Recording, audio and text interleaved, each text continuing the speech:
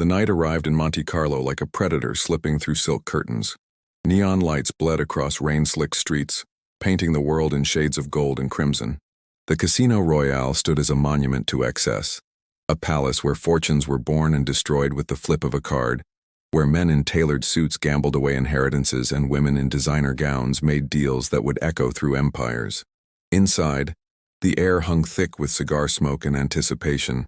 Crystal chandeliers cast dancing shadows across mahogany tables, and the whispered murmur of intense conversation created a symphony of human desperation and ambition. The roulette wheels spun with mechanical precision. The shuffling of cards became a rhythmic heartbeat, and somewhere in the depths of this glittering underworld, fortunes changed hands every second. But there was one name that made even the most powerful men pause: Adrian Moretti. He was known by many titles in the circles that mattered: the gentleman of the underworld, Il Capo, the king of shadows. But these were merely words, insufficient to capture the true nature of what he represented. Adrian Moretti was power incarnate. He was the man who could make a phone call and reshape political landscapes. He was the reason certain judges went to bed nervous. He was the reason certain businessmen never received the inheritance they expected. At 42 years old, Adrian had the kind of face that demanded attention. Sharp jawlines softened by just enough age to suggest both wisdom and danger. Dark eyes that seemed to hold the secrets of 1,000 untold stories. Salt and pepper hair swept back with deliberate precision. He moved through the world with an ease that came from someone who had never, in his entire adult life, encountered genuine opposition. This night, he descended the private staircase of the Casino Royale, his tailored charcoal suit catching the light like liquid smoke. Two of his men flanked him at a respectful distance, not bodyguards in the traditional sense, but rather shadows that acknowledged his importance. The crowd seemed to part instinctively, heads turning away from his gaze the way prey averts its eyes from a predator it knows it cannot outrun. He moved toward the high-stakes room where the real games were played, not the tourist games on the main floor, but the serious business of millionaires and mobsters, of politicians and princes. Here, a single hand could determine whether a man kept his business or lost everything. Here, the stakes were measured not in chips but in futures. Adrian had already won tonight. He'd won every night for the past 15 years. The house didn't just favor him. It seemed to have reached some tacit understanding with him, an agreement that certain things were inevitable. He ordered whiskey from a server who appeared as if summoned by thought alone. The crystal glass was cold in his hand, but he didn't drink immediately. Adrian rarely drank during business. He preferred to observe, to calculate, to understand the psychology of every man and woman in the room. That's when she arrived. Valentina Russo didn't enter the room so much as shift the universe's axis slightly. She moved through the casino floor with the kind of confidence that couldn't be purchased, couldn't be manufactured, couldn't be learned. It was born, innate, dangerous. She wore a red dress, not the bright attention-seeking red of someone trying to be noticed, but the deep, blood red of danger, of passion, of consequences that had already been accepted and internalized. Her dark hair fell in waves past her shoulders, and her skin held the olive undertones of Italian heritage. But it was her eyes that arrested attention, sharp, intelligent, filled with an intensity that suggested she was cataloging every detail of the room, every person, every potential advantage or threat. Adrian watched her as she approached the baccarat table, the same table where he'd been about to join the game. This was, he would later reflect, the moment when everything changed. The moment when destiny, that overused word, actually meant something. Valentina took her seat with the kind of grace that suggested she'd been born at casino tables. She exchanged money for chips, and the dealer, a man who had worked for Adrian's organization for 7 years, recognized the subtle shift in the room's energy. Something was different. Something was wrong in the most intriguing way possible. The first hand began. Valentina bet conservatively, testing the waters, reading the other players at the table. An older man in a Rolex in desperation. A younger tech entrepreneur who clearly came from money and had no idea how to handle the pressure. A woman in her 50s with the calculating eyes of someone who had made and lost fortunes multiple times. Valentina won the first hand with a subtle smile that didn't reveal whether she'd been lucky or skilled. The second hand came. Larger bets. More intensity. The cards fell, and Valentina won again. By the fifth hand, whispers had begun to circulate through the casino. People don't just win consistently at baccarat. The house doesn't lose. Games are mathematical probabilities. And yet, this woman in the red dress was defying every expectation. Adrian moved closer, his untouched whiskey now a prop, a psychological tool. He studied her with the intensity of a man who had spent his entire adult life reading other people, understanding their tells, their fears, their hunger. What he saw intrigued him more than anything had in years. Valentina wasn't nervous. She wasn't arrogant. She was present, completely, utterly present in the moment. Every hand she played, she seemed to be reading not just the cards and the probabilities, but the psychology of the game itself. She would pause before betting, her fingers tracing the edge of her chips with an almost meditative quality, as if she were communing with something deeper than logic. She wasn't winning through supernatural means. Adrian dismissed that possibility immediately. He was too practical, too grounded in reality. She was winning through a combination of mathematical skill, psychological intuition, and something else. Something that Adrian recognized because he possessed it himself. The presence of someone who refused to be intimidated by the pressure of the moment. By the eighth hand, Valentina had accumulated chips representing approximately 175,000 euros. The room had fallen into a strange silence. The usual ambient noise of the casino, the spinning wheels, the mechanical beeps, the low murmur of conversation seemed to have faded into a background hum. Everyone wanted to see what would happen next. That's when Valentina glanced up from her cards and her eyes met Adrian's across the room. The moment stretched like taffy pulled thin. Time didn't stop. Adrian didn't believe in such romantic notions, but the moment took on a crystalline quality, a clarity that suggested that something fundamental in the universe had been reorganized. She saw him, not as a powerful man, not as a mafia boss, not as someone whose name inspired fear in certain circles. She saw Adrian Moretti as what he was, another human being, another player in a game far larger than any card game being played in that casino. And in that moment, Adrian understood that the comfortable trajectory of his life had just been altered irrevocably. The morning after the casino, Adrian sat in his penthouse overlooking the Mediterranean. Floor-to-ceiling windows displayed a landscape of impossible beauty. The sea caught the light like liquid silver, and the sky held the pale blue of a promise not yet broken. But Adrian wasn't admiring the view, he was holding a file.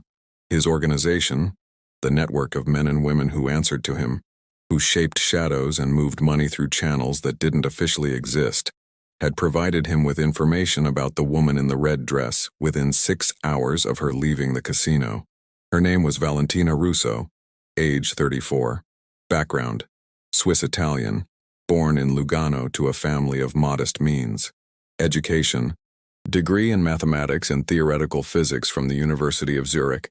Employment history: consultant for various financial firms, though the employment records were sparse, suggesting either privacy or intentional obscurity. No criminal record, no obvious connections to organized crime, no apparent ties to any opposing family or rival organization. She'd simply appeared in Monte Carlo 3 days ago, booked into the Hotel de Paris under her real name, and proceeded to spend the last 2 nights at the casino. The first night she'd lost approximately 20,000 euros. The second night, the night Adrian had first seen her, she'd won 175,000 euros. Adrian's security team had provided additional details. She had paid cash for her hotel room. She traveled with minimal luggage. She made no phone calls, sent no emails, had no visitors. She was, in the language Adrian used to describe certain kinds of people, either completely clean or completely careful. He suspected the latter. By midday, Adrian had made a decision. He gave instructions to his staff. By evening, those instructions had been carried out. The information had been carefully planted, the meetings arranged, the circumstances orchestrated. Valentina Russo would return to the casino that night, and Adrian would be waiting. She arrived at 9 o'clock wearing a different red dress, this one slightly more conservative with a cut that suggested she was taking the evening seriously. She moved directly to the high-stakes room without pausing at any of the other tables, without showing interest in the entertainment or the restaurants. She was there for one reason, and that focus was evident in every movement. She ordered a glass of Prosecco and took her seat at the baccarat table once more. Adrian watched from the shadows, his presence somehow known to her even though they hadn't made eye contact. She felt him there. Adrian could sense the slight tension in her shoulders, The fractional increase in her breathing, the way her fingers paused for just a moment longer than necessary before placing her first bet. The game began again, and Valentina won. Hand after hand, she accumulated chips. But this time, Adrian noticed something different. Her betting patterns were more conservative. She was playing for consistency rather than maximum profit. She was, Adrian realized, being deliberate about limiting her winnings. This was fascinating for several reasons. The first was practical. She was clearly intelligent enough to understand that winning too much would draw unwanted attention. The second was psychological. She was demonstrating restraint, self-control, the ability to resist temptation, all qualities that Adrian recognized and respected because they were qualities he cultivated in himself. By the time midnight approached, Valentina had won again, but this time only 50,000 euros. A significant sum, but not the kind of fortune that would trigger investigations or dangerous curiosity. And then Adrian made his move. He approached the table with the kind of casualness that someone at his level of power could afford. The dealer immediately recognized him and straightened slightly. Not visibly, but the micro-movements were there. Adrian didn't sit down. Instead, he stood at the table's edge, his presence somehow commanding more authority than any of the seated players despite his non-dominant position. He signaled for a drink, and a server appeared within seconds with a fresh whiskey, untouched. Valentina continued playing, but Adrian could see the shift in her energy. She was aware of him. The question was whether she understood who he was. The game progressed. Adrian remained standing, watching with an intensity that would have made other people nervous. Valentina seemed to play more carefully, her bets measured, her decisions deliberate. After another 30 minutes, she cashed in her chips. The dealer converted her remaining chips into cash, another 30,000 euros, and Valentina stood to leave. This was the moment Adrian had been waiting for. He positioned himself at a casual angle, ensuring that she would have to either acknowledge him or deliberately walk around him. She chose the former, stopping as she approached his position. Neither of them spoke. Words seemed inadequate anyway. Adrian had spent his entire adult life understanding power dynamics, but standing before Valentina Russo, he felt something shift inside him. She was looking at him not with the fear or reverence that most people displayed, but with curiosity, assessment, as if she were studying an opponent in a game and trying to determine their strategy. Her eyes were dark brown with flecks of amber that caught the casino's light. Her skin was slightly flushed from the intensity of the games. A strand of hair had fallen across her cheek, and Adrian found himself strangely fascinated by this small imperfection, this evidence of humanity in the midst of her composed elegance. She was waiting for him to speak. That became clear in the subtle shift of her weight, the slight tilt of her head. Adrian's mind, usually so precise and calculating, seemed to have encountered a problem it couldn't immediately solve. What did one say to a woman who had somehow managed to exist outside of his carefully constructed worldview? Instead, he did something that surprised even himself. He smiled. It wasn't the smile he used in negotiations with rival families or government officials. Those were tools, weapons of carefully calibrated charm. This smile was different. It emerged from somewhere deeper, somewhere more authentic. Valentina's expression changed subtly. Her guard lowered just fractionally. She recognized the gesture for what it was, an acknowledgement, an admission that something had shifted between them. Then she moved past him and Adrian let her go. But as he watched her walk away, disappearing into the glamorous crowd of the casino, he made another decision. This woman would not simply vanish from his life. The universe didn't arrange coincidences of this magnitude without expecting something to come of them. By morning, his organization would have more detailed information about Valentina Russo. By tomorrow night, he would have orchestrated a second encounter. And by the end of the week, Adrian intended to understand exactly who this woman was and why she was so determined to maintain her careful distance from him. He didn't understand it yet, but Adrian Moretti was about to learn that some things in life couldn't be controlled or calculated. Some things simply happened, and a man either accepted them or spent the rest of his life wondering what might have been. By Thursday, Adrian had accumulated a detailed picture of Valentina Russo's life, and it troubled him in ways he hadn't anticipated. The information suggested that she was precisely who she claimed to be, a mathematics consultant with a modest income, and a history of careful, deliberate decisions. But there were gaps, spaces where information should have existed, but didn't. A woman doesn't develop the kind of skill Valentina possessed at casino tables through casual interest or genetic luck. Someone doesn't move through the world with that level of calm confidence without acquiring it through specific experiences. Adrian called a meeting with Marco, his most trusted lieutenant, a man who had been with him for 20 years and possessed an almost supernatural ability to extract information from sources that seemed completely sealed off.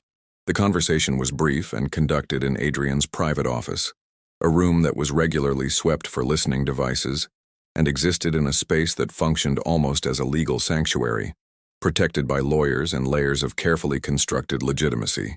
Adrian asked the question directly. Marco provided an answer that shifted everything. Valentina Russo had been married once, briefly, to a man named David Carmichael. Carmichael had been involved in competitive card playing at a high level. Not quite professional poker, but close enough that he'd made substantial money from the circuit. They'd married at age 26. He'd died 3 years later in what was officially classified as an accident, but which carried suspicious undertones. The circumstances: David Carmichael had been found at the bottom of a staircase in a luxury hotel in Barcelona. The official ruling was that he'd been intoxicated and fallen, but the investigation had been brief and certain questions went unanswered. Following her husband's death, Valentina had disappeared from public records for nearly 5 years. When she resurfaced, she'd established herself as an independent consultant, taking on various clients, maintaining a deliberately low profile. The bank records suggested she was comfortable but not wealthy. The employment history suggested competence and discretion. But Marco had uncovered something else, a pattern. Over the past 2 years, Valentina had made periodic trips to various casinos across Europe. The trips were infrequent enough not to trigger organized patterns but consistent enough to suggest intentional behavior. And at each casino, she had engaged in gambling activities that were successful, not spectacularly so, but consistently profitable. Adrian understood what this suggested. She wasn't gambling, she was investigating. The final piece of information came when Marco mentioned a name casually, as if it were merely incidental detail. The man who had been accused of causing Carmichael's death. The man who had been questioned by police and then released due to insufficient evidence was connected to a family that had rivalry with Adrian's organization. The connection was loose but present, a network of relationships that suggested possible involvement. It wasn't proof, but in Adrian's world, proof was often a luxury. Patterns were usually sufficient. That evening, Adrian didn't go to the casino. Instead, he sat in his study, a room lined with books that he actually read, novels mostly, history, philosophy, and he thought about the implications of what he'd learned. Valentina Russo hadn't come to Monte Carlo by accident. She'd come as part of a larger investigation into the death of her husband. She'd come searching for answers that the official legal system had failed to provide. And she'd come directly into his world. Adrian faced a choice that wasn't really a choice at all. In his position, there were protocols for such situations. A woman investigating a crime that involved even tangentially his organization could become a liability.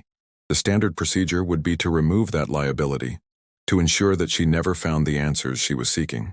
But Adrian found himself unable to make that decision. Unable, in fact, to even seriously consider it. Instead, he did something that would have scandalized his advisors and confused his rivals. He sent for her. Not an order, not a threat. Simply an invitation delivered through hotel staff, written on cream-colored paper in handwriting that suggested education and formality. The invitation requested her presence at a private dinner on his yacht, anchored in the Mediterranean, that evening at 8 o'clock. The message included a car service. The car arrived precisely on time, and Valentina, with what Adrian later learned was a combination of curiosity and calculated risk, accepted the invitation. The yacht was named Il Sole, the sun, and it was a vessel that represented the intersection of beauty and power, luxury and danger.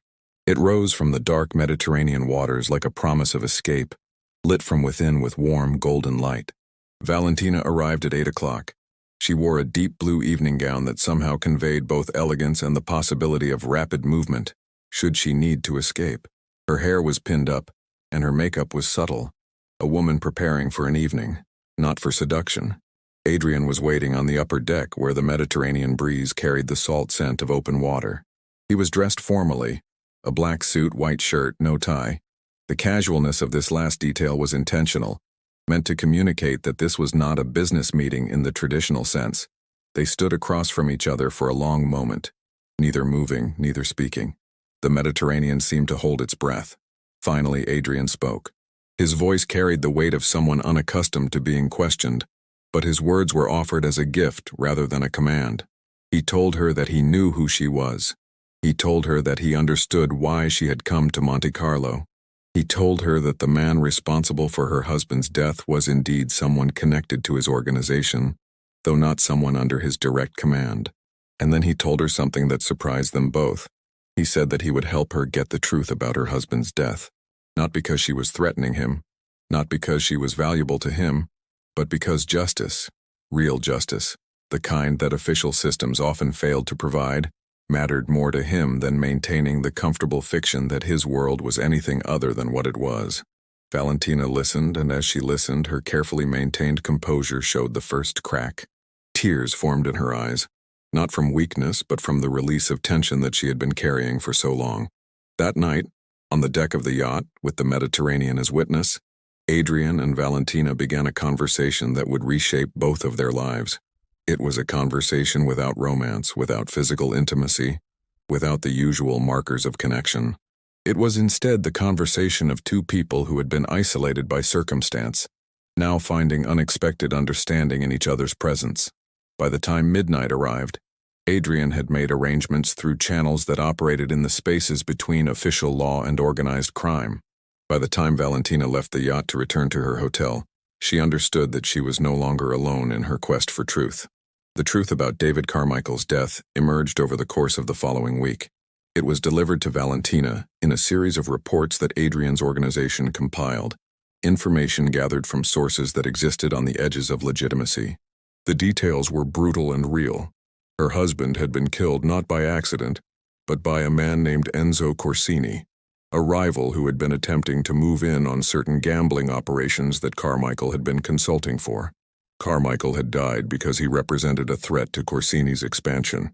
The death had been orchestrated with cold calculation, but there was something else.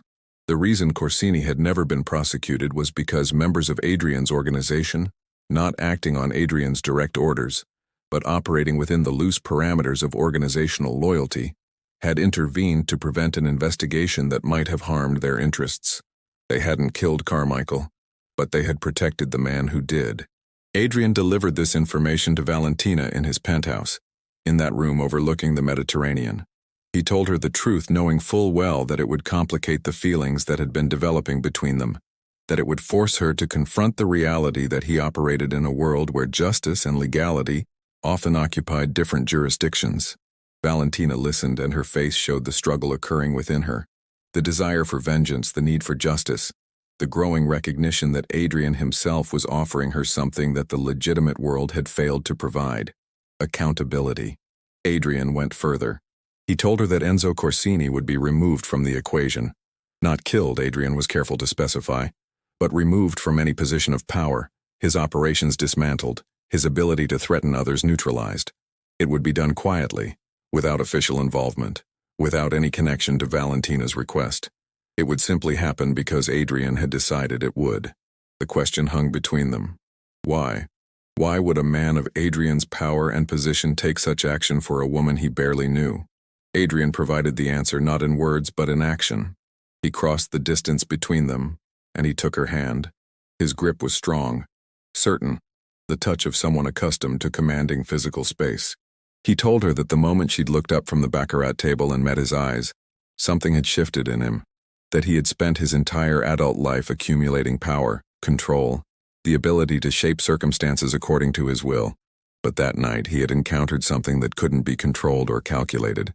Encounter with another person who refused to be diminished by his presence, who met his intensity with her own.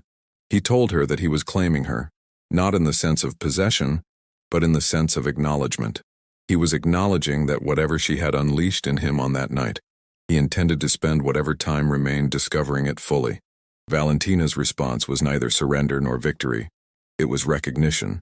She understood what Adrian was offering, not a romance in the traditional sense, but a partnership, a connection between two people who had both been isolated by circumstance, by power, by the weight of survival. She didn't say yes. Instead, she moved closer to him, and in that physical proximity, in the way her hand gripped his, in the way she allowed herself to be vulnerable before him, she communicated acceptance of something far larger than either of them. Over the following weeks, Valentina remained in Monte Carlo. She moved from the Hotel de Paris to Adrian's penthouse, though the relationship between them was complex and didn't fit neatly into the available categories. They were not quite lovers, not quite partners in the traditional sense, but something else entirely. Adrian introduced her to aspects of his world that he had previously shared with no one. He took her to meetings with government officials where his name commanded respect, despite his lack of official position. He showed her how networks of power operated beneath the surface of legitimate society. He demonstrated, in countless small moments, that his world was not the caricature that popular media suggested, but rather a complex ecosystem where power and ethics occupied the same space, requiring constant negotiation. Valentina, in turn, educated Adrian about sacrifice and loss. Through her presence, through her refusal to accept convenient fictions, she forced him to confront the reality of his existence, that power had costs, that the world he had built was sustained by choices that couldn't be unmade or apologized for. 2 months after the night at the baccarat table, Valentina received confirmation that Enzo Corsini had been systematically removed from power. His operations had been dismantled. His ability to threaten others had been neutralized. Justice, delivered through Adrian's channels, had been served. The satisfaction was not complete. Satisfaction of this kind rarely is, but it was real. David Carmichael's death had been acknowledged and the responsibility for it had been addressed. On the night of this confirmation, Adrian took Valentina to the same casino where they had first encountered each other. They didn't gamble. Instead, they stood at the edge of the gaming floor, watching the crowds of people engaged in their eternal quest to alter their circumstances through chance and calculation. Adrian placed his hand on the small of Valentina's back, and in that gesture, casual to observers, profound to them, he was making a statement. He was saying that this woman, this person who had walked into his life as a kind of defiance, had become the thing that mattered most in a world that he had previously believed to be entirely within his control. Valentina turned to look at him, and he saw in her eyes the reflection of his own transformation. She had come to Monte Carlo seeking answers about her past. What she had found instead was a future that she had not anticipated, not planned for, but now couldn't imagine abandoning. As they stood together in that palace of sin and fortune, surrounded by people seeking transcendence through games of chance, they understood something that most people never grasp, that sometimes the most significant moments of transformation arrive not through grand gestures, but through quiet recognition, through the intersection of two people who refuse to accept the limitations that the world imposes on them. Adrian Moretti, the gentleman of the underworld, the man who had commanded power for 2 decades, had discovered that the greatest claim he could make was not over an empire, but over a single woman who had dared to defy him.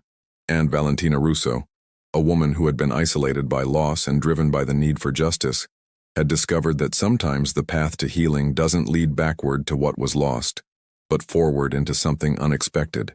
The night, painted in gold and sin, continued to pulse around them. But for Adrian and Valentina, the most important game had already been won. As their silhouettes merged against the glittering lights of Monte Carlo, their story, this intersection of defiance and destiny, of power and vulnerability, comes to its conclusion. But theirs is not the only story waiting to be discovered in the shadows between legitimacy and power, between isolation and connection. If you found yourself drawn into their world, if you felt the tension of that first glance across the casino floor, if you recognized in their struggle the eternal human desire to transcend our circumstances, then you won't want to miss what comes next. Subscribe to our channel now and activate the notification bell. Each week we bring you stories of transformation, of people who refused to accept the world as it was given to them, who collided with forces greater than themselves and emerged changed. Share this story with someone who understands that sometimes the most dangerous moments are the ones where we allow ourselves to be truly seen. Thank you for joining us on this journey through the glittering darkness of Monte Carlo. We'll see you next time, in the next story where power, destiny, and the human heart intersect.